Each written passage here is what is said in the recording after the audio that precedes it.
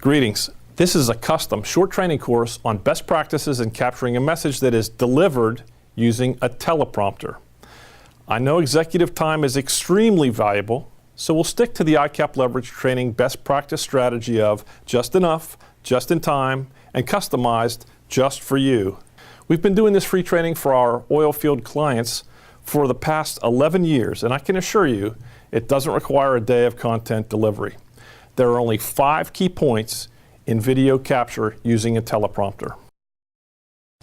First, and most importantly, read the script aloud at least once before you arrive for the shoot. Reading silently doesn't count. When you read something aloud, it's easy to identify run-on sentences, clunky grammar, and things that are written which are not the way you usually talk. If this is your first pass at a teleprompted message, you may want to do an audio recording on your PC and see how it sounds. When you listen to the playback, you will not sound the same as you do when you speak and you're listening to yourself, real time. Real time, you're hearing yourself internally and externally. And when you hear the playback, it's only externally. Second point, select words to emphasize. I had the opportunity to work with a professional news anchor person, and before the news started, she was reading the text aloud and would then stop and underline words to emphasize, or what she referred to as punching. Select the words you want to punch, and we'll capitalize them in the teleprompter to make it easy to remember. Other people refer to this as using inflection. The pros read and punch. Third point to consider is your pace. The best way to ensure your presentation is natural and flows properly is to have a defined stop at the end of each sentence and to breathe. If this is for a video, we can always cut dead space, but it's harder to add pauses when sentences run together, so be sure to stop and breathe between sentences.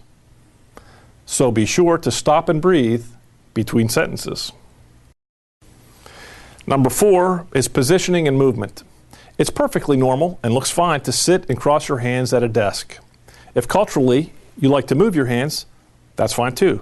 The only thing you want to avoid is a steady, rhythmic repeating motion, which can sometimes be distracting.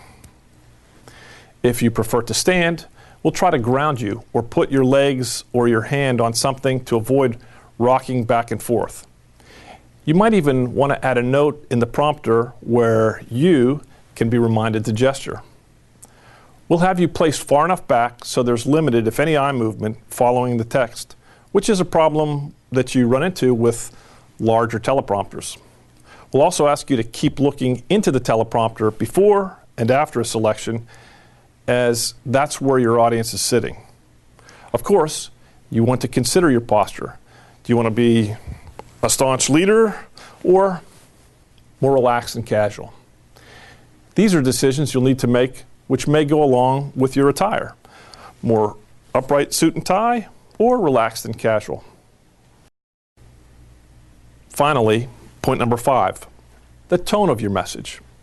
For most of these, the executives prefer to be conversational and sound like you're having a discussion with your audience. On the other hand, some prefer to come off as making a presidential address. I promise, when ICAP Leverage captures your presentation, I assure you the style will be the one that you select, and that will be honored. Another option, depending on the message, may even be to be a little bit angry. We will not put up with any harassment. A key to our future success is a harassment-free workplace. Let me close with a reminder that number 1 is in that position for a reason.